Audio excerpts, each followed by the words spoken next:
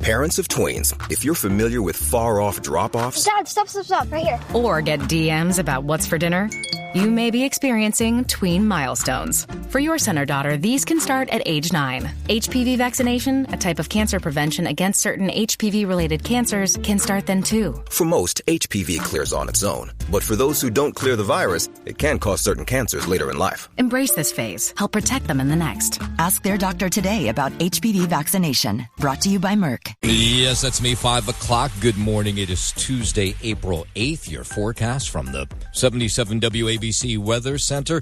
A mix of sun and clouds today. The high's only going to be 46. Tonight and overnight, clear, low 31. That's like winter temperatures. And then Wednesday, sunshine, a little bit warmer. High 50 if you are walking out the door with us right now. It's 40, cloudy in Spring Valley up in Rockland County. It's 42 and cloudy in Tenafly over in New Jersey. And it's 42 and cloudy right outside our Midtown studios. The top 5 at 5. Oh no, congestion pricing's not going anywhere. President Trump warning he may lay down more tougher tariffs. There was another totally random attack on a woman in Manhattan. They're still looking for cats who survived a huge fire out on Long Island. And it's Minecraft mayhem at some local movie theaters. All right, let's get into it at 5:01. Did you watch the big game last night, National Championship? If you're up at this hour, chances are maybe you caught some of the game last night. Of course, Florida winning its third national championship, 65-63. They overcame a 12-point second-half deficit, making one final defensive stand at the end of the game. So Houston, who had been winning the game the entire game, down to the last couple minutes when they sort of fell apart, they actually got the ball back with 17 seconds left on the clock, down by 2 points, but they couldn't even get a shot off. The defense was just too tough. Walter Clayton Jr. just playing some great defense. He was not great on the offensive side, but boy, he was good last night on the defensive side. So there you go. Your Florida Gators are the national champions. Here's Gators coach Tom Golden. When we went down 12 in the second half, we stayed the course. We didn't point fingers. We didn't try to start making hero plays. We didn't start gambling defensively, and we got rewarded because of that toughness that we displayed. Yeah, so Golden says it was all a proud moment for him. We've stayed the course all year and worked really hard, and my best answer is I'm just really proud. I'm proud to be the head coach of Florida. I'm proud of the way our players performed, and I'm proud of the way our staff prepared our guys to become national champions. Yeah, so there is this tape going around, this viral video. No doubt if you're a sports fan, you'll see this today. The Cougars head coach, Kelvin Sampson, they had a camera, of course, trained on him, because there's so many cameras at these games, as this team lost. And, it wasn't a great moment for him. Two great teams, two tough teams. We lost by 2 points. They made one more play than we did tonight. Yeah, right. There you go. Florida, your national champions. Of course, Justin will have more on this coming up at 5:15 during sports. It looks like congestion pricing will stay in place until at least the fall. The MTA submitting court documents to a federal judge that show they and the feds have agreed to a timeline of legal motions that span several months, meaning the April 20th deadline to halt the toll program will not be enforced. We won this program over many, many years. It isn't going anywhere soon. That's Betsy Plum. She's from the Riders Alliance. They're happy about this. They've seen the documents. The Trump administration ordered that deadline earlier this year. Of course, the president had promised that he would get rid of congestion pricing, but now apparently both sides have agreed to wait till all these lawsuits have been hashed out in the courts. It's also good for drivers who are getting into New York quicker from New Jersey, Long Island, Westchester, and from the furthest reaches of New York that need to benefit the most from the transit investments that we're about to see. So does this mean the federal government has totally backed down? No, not at all. I don't like it. It definitely does have an effect on the traffic and the amount of people that drive in. Yeah, so MTA, Trump administration, now going to wait to the fall. So if you're paying that $9 toll, well, you would be right now at 5:04 because that's when it starts, 5 a.m. You'll have to do so for at least until probably September. I think if I was still someone who had a car in New York or could afford it, I'd be really, really upset. But I did a little research, and apparently some of it is, I guess, working out for the economy. I don't know, but that's just an extra expense I wouldn't be able to handle right now. WABC News Time 5:04. Have you been watching the stock market? That's probably a stupid question. Of course you have. Stocks closed mostly lower after another volatile session caused by tariffs to start the week on Wall Street. The former Home Depot CEO, his name's Bob Minardelli, says he's keeping his money in the markets despite the swings being created by the tariffs. But I, for example, personally have not sold a share. And I'm staying in this market because I believe what he's doing over the long haul will benefit our country. Well, let's hope it's right, but of course you have a lot more money than the rest of us. The major averages swung between gains and losses in really what was a wild trading day as investors try to gauge when the tariff turmoil will end. President Trump's threat to impose even higher tariffs on China, that added to the uncertainty. At the closing bell, it was not as bad as it started, right? When the opening bell, when you were with us at 9:30 yesterday, it was like plunged like 1,200 points. But at the end of the day, the Dow fell 349 points. I think the administration knew there was a risk, but it's a risk worth taking for the long haul. And the president yesterday saying he does plan to raise tariffs on China by another 50% if that country doesn't get rid of the retaliatory tariffs on U.S. goods. In a post on Truth Social, Trump set a deadline of Tuesday for China to undo its 34% duties that were put in place to the reciprocal tariffs announced last week by the White House. Trump said he will cancel any planned talks with China if they don't comply. The president notes talks with other countries are starting immediately.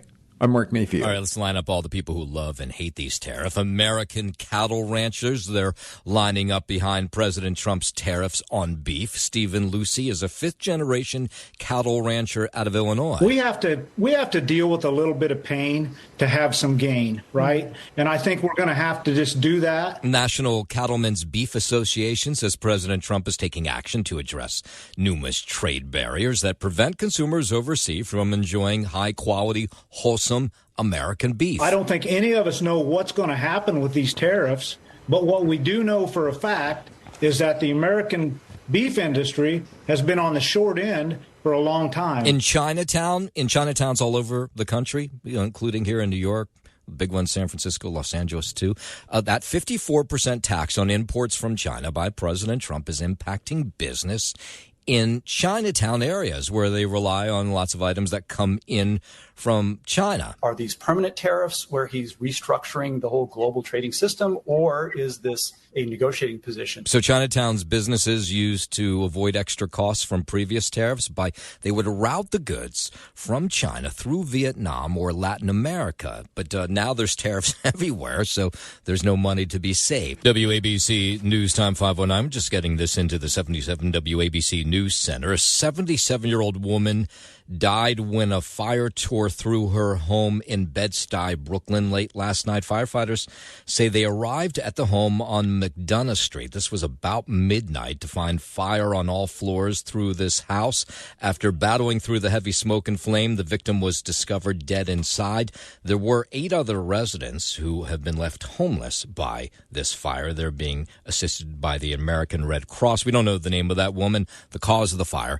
That's under investigation. 5:10, let's go down to Washington, where Israeli Prime Minister Benjamin Netanyahu was meeting with President Trump yesterday. He told him that Israel's going to tear down trade barriers with the U.S., just, of course, as President Trump's tariffs take effect. Here's the Prime Minister making the announcement yesterday. We will eliminate the trade deficit with the United States. We intend to do it very quickly. We think it's the right thing to do. Trump said Israel will always be a close ally. Netanyahu said he wants to be a close trading partner as well. To also eliminate trade barriers, a variety of trade barriers that have been put up unnecessarily. And I think Israel can serve as a model for many countries who ought to do the same. And the president thanking Netanyahu for their discussion on trade. I appreciate very much what you said about the tariffs. We've been ripped off and taken advantage of by many countries over the years, and Can't do it anymore. Just can't do it anymore. Can't be the stupid people anymore. Now, there was more to this meeting between the Prime Minister of Israel and the President. President Trump says he's communicating directly with Iran now. Now, we don't know if that's through some sort of channel between Israel or other countries in the Middle East, but clearly that was part of the conversation yesterday. The president says Iranian-backed militia groups need to disarm immediately, but there's some sort of conversation going on. I think everybody agrees that doing a deal would be preferable to doing the obvious. And the obvious is not something that I want to be involved with, or frankly, that Israel wants to be involved with if they can avoid it. So we're going to see if we can avoid it. And the president hinted at military action if a deal is not struck. 5:11, while we're talking about President Trump, he scored a big victory in the Supreme Court yesterday. In a 5-4 ruling, the court will allow the Department of Justice to remove alleged Venezuelan gang members from the country under the Alien Enemies Act. This was a monumental victory for President Trump, the biggest legal win of this administration so far. That's White House Deputy Chief of Staff Stephen Miller, who also called the ruling a total embarrassment for U.S. District Judge James Boasberg, who had blocked the deportations. A total embarrassment for crazy Judge Boasberg, who's been trying to force this president to bring foreign alien terrorists back onto American soil. So those flights will continue. That is, there are growing claims that illegal immigrants with no criminal histories have been swept up in some of these mass deportations. Stephanie Gonzalez says her elderly parents were both taken into custody, and she says they've done no wrong. It was a living nightmare that we couldn't wake up from. There was no explanation as to why they were detained. She says she's been living in the country for decades, seeking asylum from Colombia, and they were victims of immigration fraud. And she says part of this is the reason somehow they ended up out of the country. No justification for why they put my parents in handcuffs from their wrists down to their ankles, and there was no information given as to where they would be going. There are so many innocent, hardworking, God-fearing people like my parents who are being seen and treated in the same way as real, dangerous criminals. Meanwhile, visas have been revoked, terminated now by the Trump administration for dozens more university students and alumni across the country.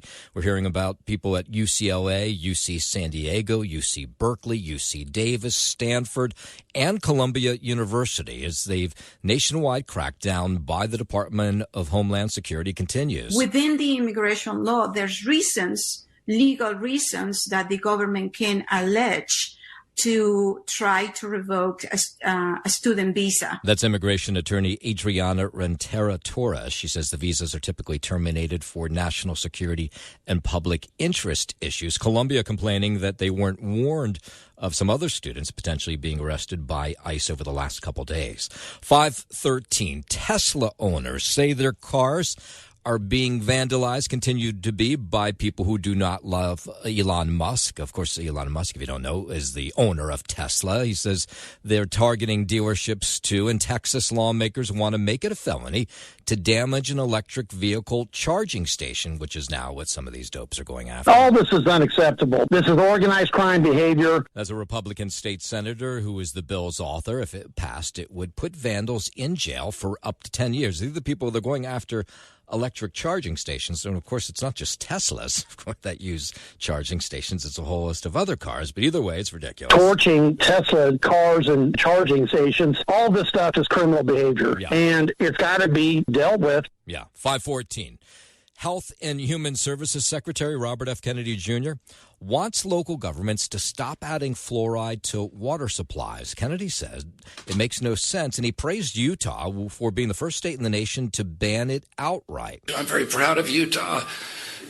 It has emerged as the leader in making America healthy again. Fluoride has been added into public water supplies for decades as a way to help prevent tooth decay. Kennedy says he'll be reconvening a task force to review its health effects. The task force last reviewed fluoride, you have to go back to 2013, and recommended using it as a low-cost and safe method to improve public health. Now, there's signs on both sides of this.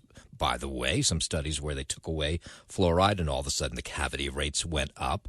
But Robert F. Kennedy Jr. says there needs to be more studies done on this. We have a public health crisis now in our country like nothing that we've ever seen before. When my uncle was president, I was a 10-year-old boy. 3% of Americans had chronic disease. Today, 60%. Yes, so we're going to look more at this story, of course, in the coming days. A bunch of towns, even some local ones, talking about getting rid of fluoride. All right, 5:15. Let's head over to the 77 WABC Sports Desk.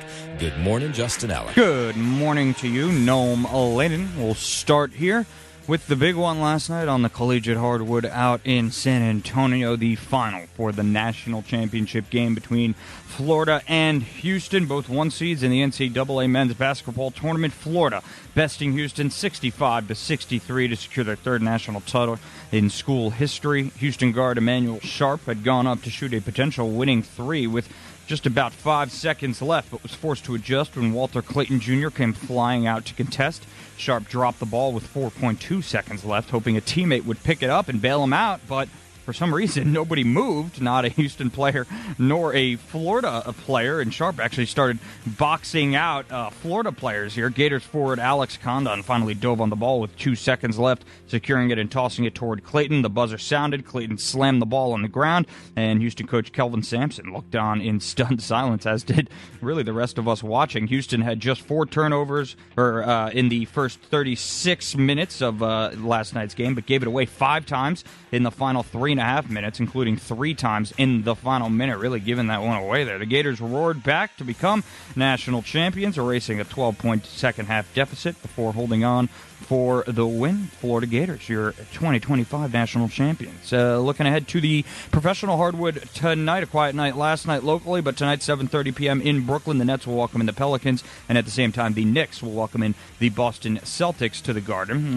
To the MLB in Queens, Juan Soto hit a go-ahead double in the third inning. Kodai Senga combined with a standout bullpen for New York's second shutout in 4 days, a 2-0 win over the Miami Marlins that extended the Mets' winning streak to 5.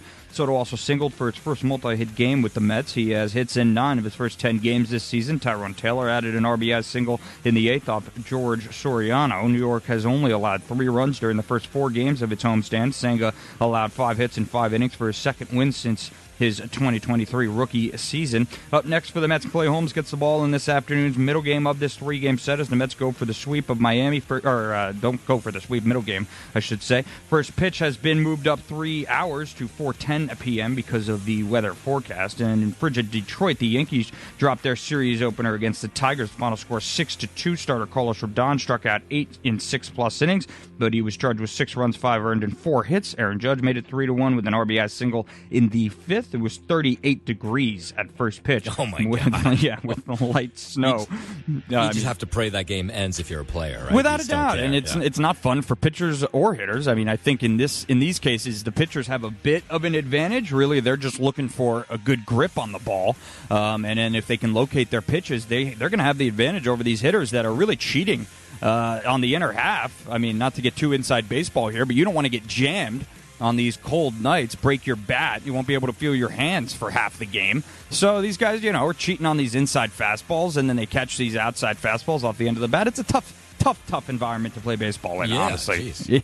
I mean, I don't know what you could do in those scenarios. Bring the game back here to New York, I don't know. I mean, but you can't play baseball in the snow. No. That's just not right. Not when it's 38 degrees is not baseball. Absolutely not. I don't need to see Aaron Judge in a skull cap. I mean, come on. Game 2 of this 3-game set for this afternoon, 1:10 p.m. Another game that was moved to the afternoon because of the weather in Detroit. Carlos Carrasco will make his second start of the young season against Tigers ace Tarek Skubal. That's your Sports Gnome. I'm Justin Alec on 77 WABC. WABC News Time 521. Health and Human Services Secretary Robert F. Kennedy Jr., who's been in the past criticized vaccines, says he believes it's the best way to stop the spread of measles. Of course, it's a big concern down in Texas where it continues to spread. Correspondent Priscilla Thompson says Kennedy made the statement on social media after he traveled to Texas to attend the funeral of an unvaccinated 8-year-old who died of measles complications last week. The other thing that we're watching is these massive federal funding cuts to local health departments. Just in the last week,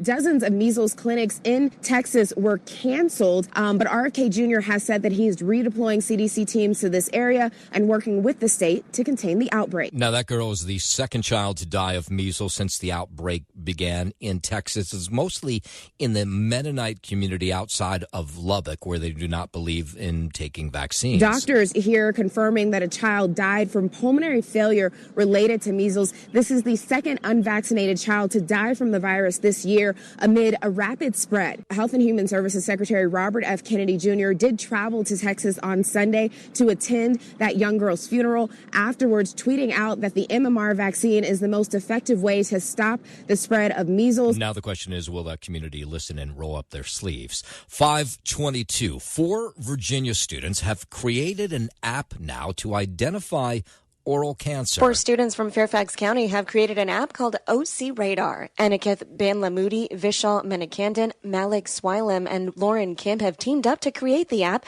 which uses a smartphone to take a picture of a person's mouth. It then scans the image and produces information on whether or not there's a cancerous tumor inside. The app uses AI and compares the person's picture to images of hundreds of others that are healthy or have benign and malignant tumors.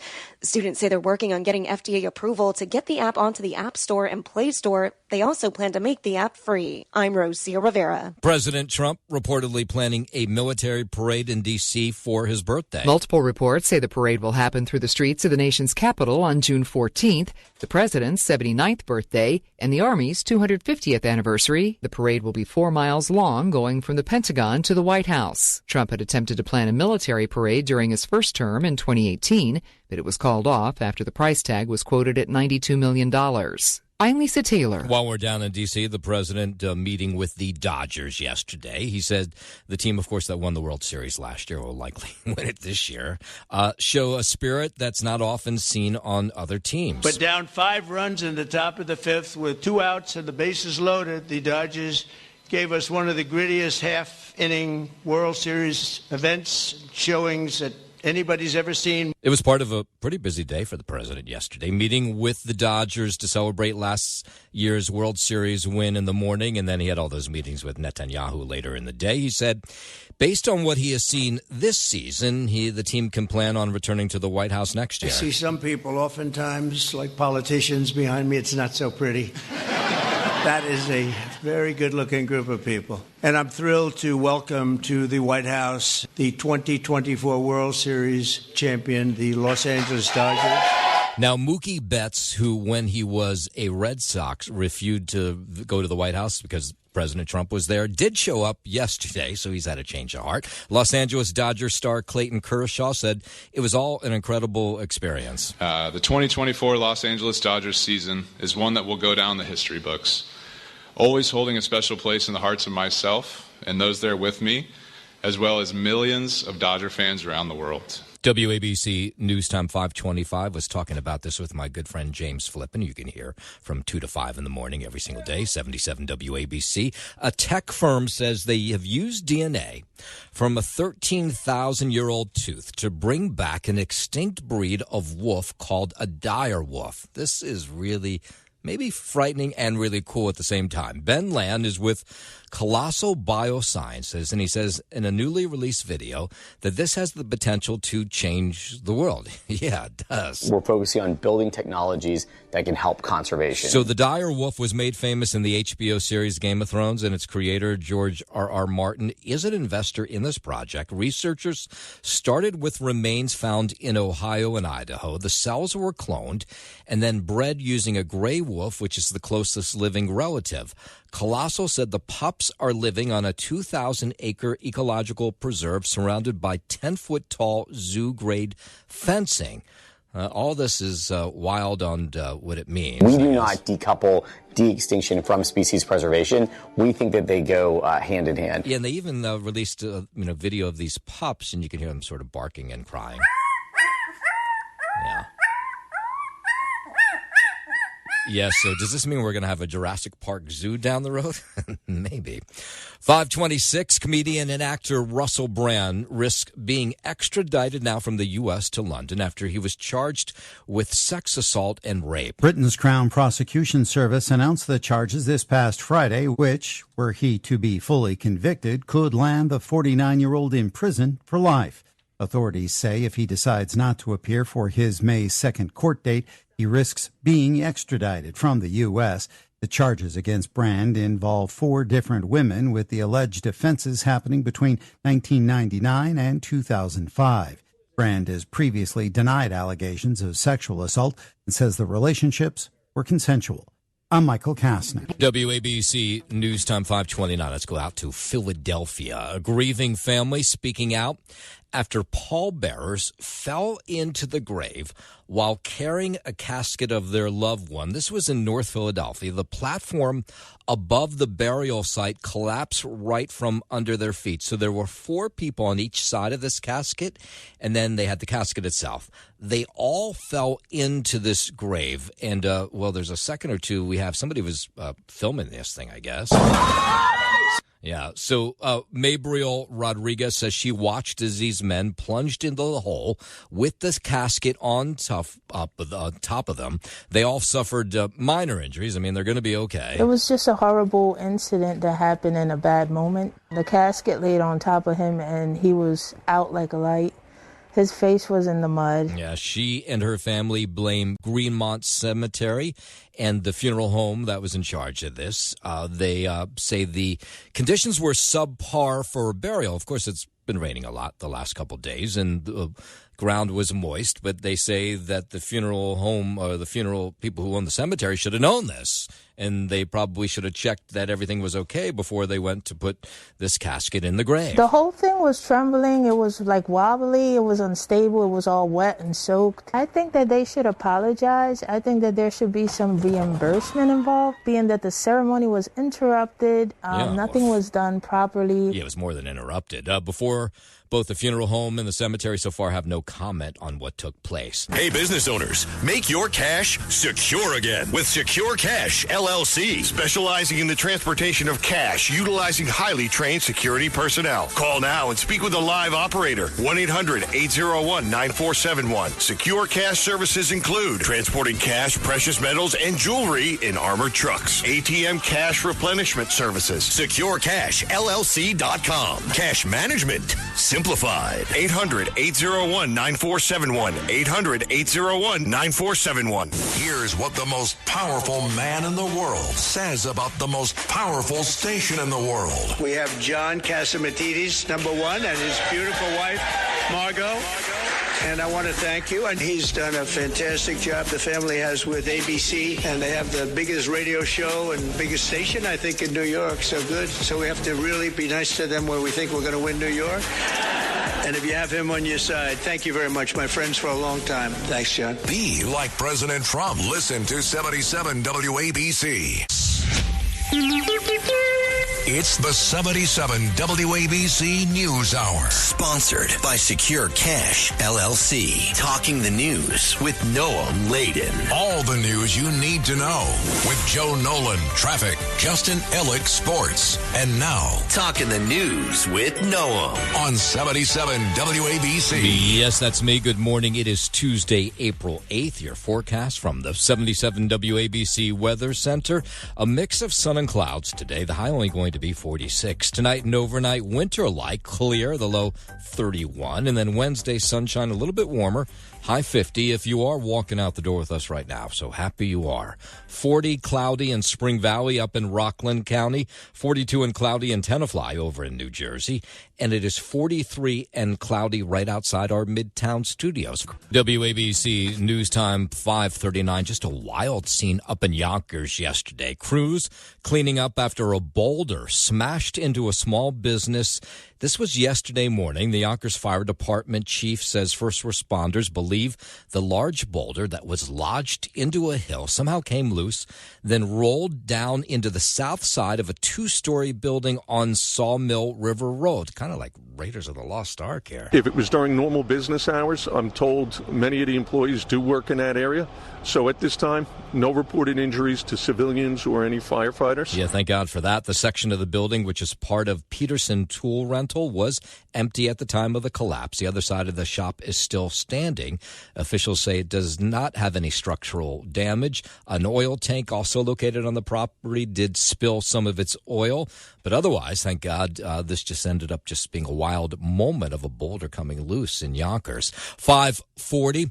A woman is in critical condition after she was slashed with broken glass in what was an unprovoked attack in Soho yesterday. Middle of the day, police say the man who they caught, thank God, broke a bottle on the back of a 29-year-old woman and then took a shard of glass and slashed the second woman, a 25-year-old, in the neck. Now, thank God there's a lot of people out on the streets at this point. Good Samaritans raced to help both these women. She was really pale. They had her kind of propped up, but she was she was leaning over on the cut. Everybody was taking a good care of her. Now, this is not the middle of the night, not that that would make it any better. This happened at 3 o'clock in the afternoon. Intersection of Worcester Street and Broome Street, the 25-year-old taken to Bellevue Hospital. We're praying that she comes out of surgery and that she's going to make a quick recovery. We believe that mental illness might be a cause of this, but we haven't confirmed that yet. Good Samaritans raced after this guy. They were able to get him. Police hold on to him. The attacker, a man in his 40s who gave police a fake name last night, appears to be mentally ill. They may have sorted it out in the last couple hours, but as of a couple hours ago, they did not know exactly who he was, but he was in custody. Hopefully, girl's fine. Hopefully she gets through it, but yeah, sad. It's very sad. Eye pressure on the neck. The girls then came to help with tissue. The guy pulled over. We had tissue. We try to stop as much pressure as we can. I'm still processing. I really don't think that this is real. So I'm just trying to cope. I'm still at work, so I got to keep it together. Yeah, there were a lot of eyewitnesses who came to those women's aid. Unfortunately, one of them is still in critical condition this morning. 5:41, the Dow and S&P 500 closed lower yesterday, ending a roller coaster trading session as mixed signals about President Trump's tariffs triggered these major reversals from losses to gains to losses again. At the end of the day, the Dow was down about 300 points. And everybody's trying to figure this out. You don't know who to believe, who to trust. Here's the head of one of the bigger financial firms on Wall Street. With these higher tariffs, people are going to be staring at slower growth. Okay. They are going to be staring at higher prices. That's inflation. And both of those create a general slowdown in the economy. Okay, that may be accurate. Let's check in with WABC's own financial reporter, Joe Connolly. Noam, stocks closed little changed for a change, but that does not mean this is over. UBS says stocks could be volatile for weeks.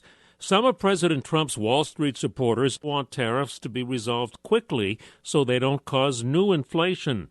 But the White House says it's going to take time. And Treasury Secretary Bessent says he's prepared to negotiate with many countries. Trade advisor Navarro says this is not as much a negotiation as it's about fairness because of the tariffs other countries charge us. The European Union says it's willing to discuss having zero tariffs.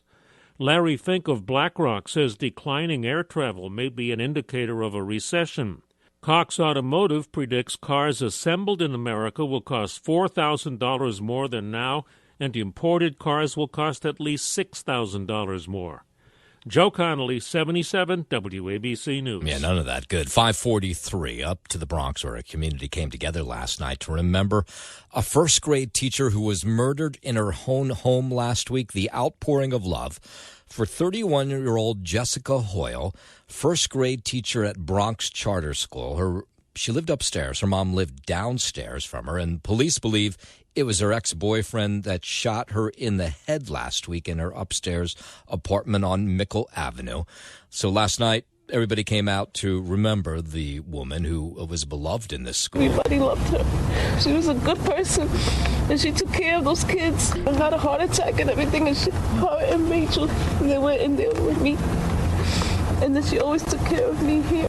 Yeah, that is her mom who came out for this vigil last night. In fact, it was her mom who says she heard the gunfire last week and she suspected it was not an intruder, but the troubled man her daughter had broken up with. Apparently, she had had some run-ins with him as well and was worried that he might come back. And sure enough, he did come back last week, allegedly so, and killed this teacher. Hopefully, girl's fine.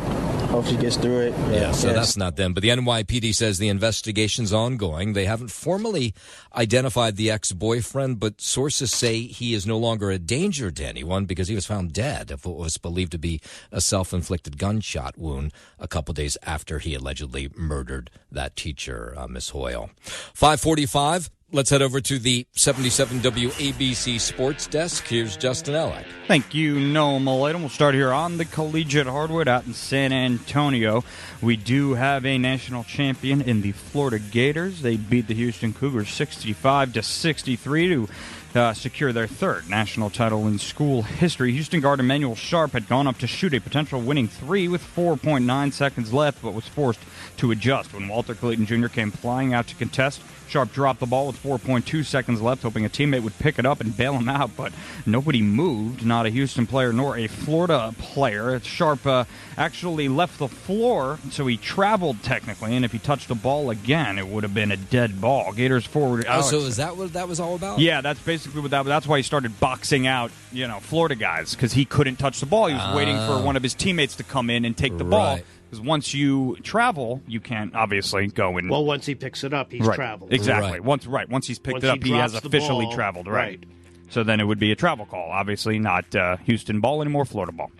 But there was like 19 seconds on the clock. Was it 19 or 17? It was a long time. It was like 17 seconds, just about left when they inbounded the ball. Yeah. It seemed odd. It seemed like there was no play mapped out for that final shot. It did seem that way, right? Yeah. They were just kind of moving the ball around. They didn't really have an idea of who they wanted to get the ball to. And, it ends up in the hands of Sharp.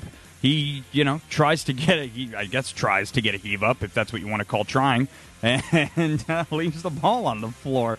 So, the Gators roared back, man, to become national champions. Houston really led for most of the game. The Gators are racing a 12-point second-half deficit before holding on for the win, but they're the last team standing, so congrats to the Florida Gators. By the way, Walter Clayton was not a factor at all, except for that last, 19 seconds or 17 seconds. Yeah. But otherwise, he had, 10 or 12 points? He was not stand out, and he really wasn't. He wasn't the reason that Florida won that basketball game. I'm going to tell you that much.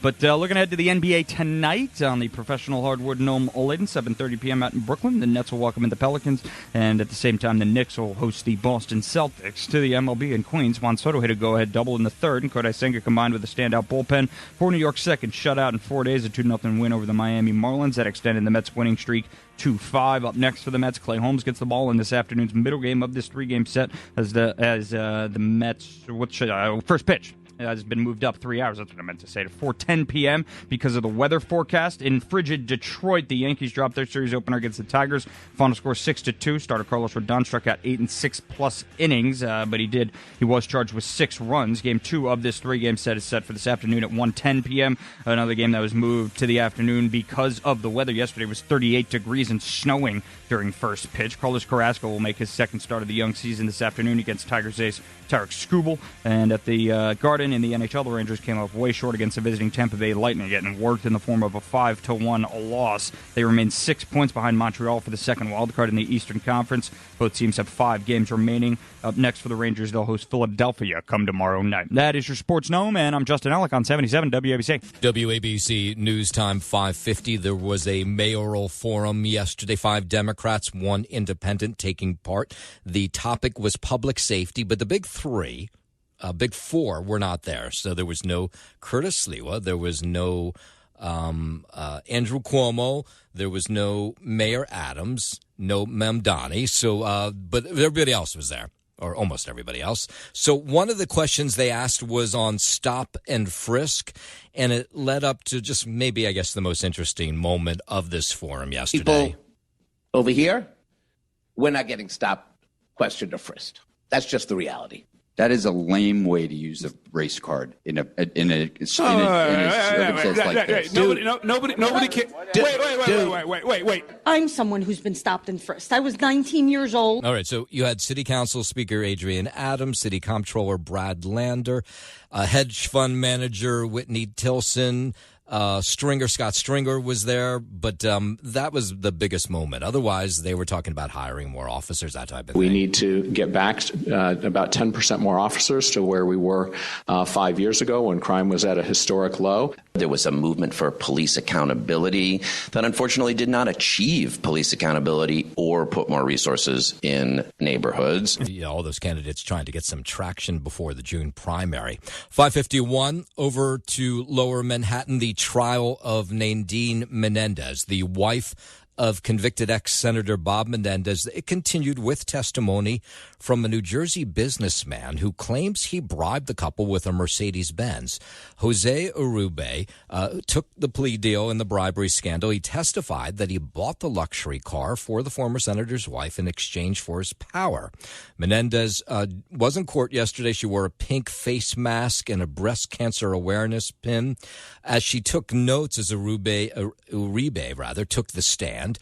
They asked him, prosecutors, have you ever committed federal crimes? He said, yes, I have. They asked, does that include bribing a public official?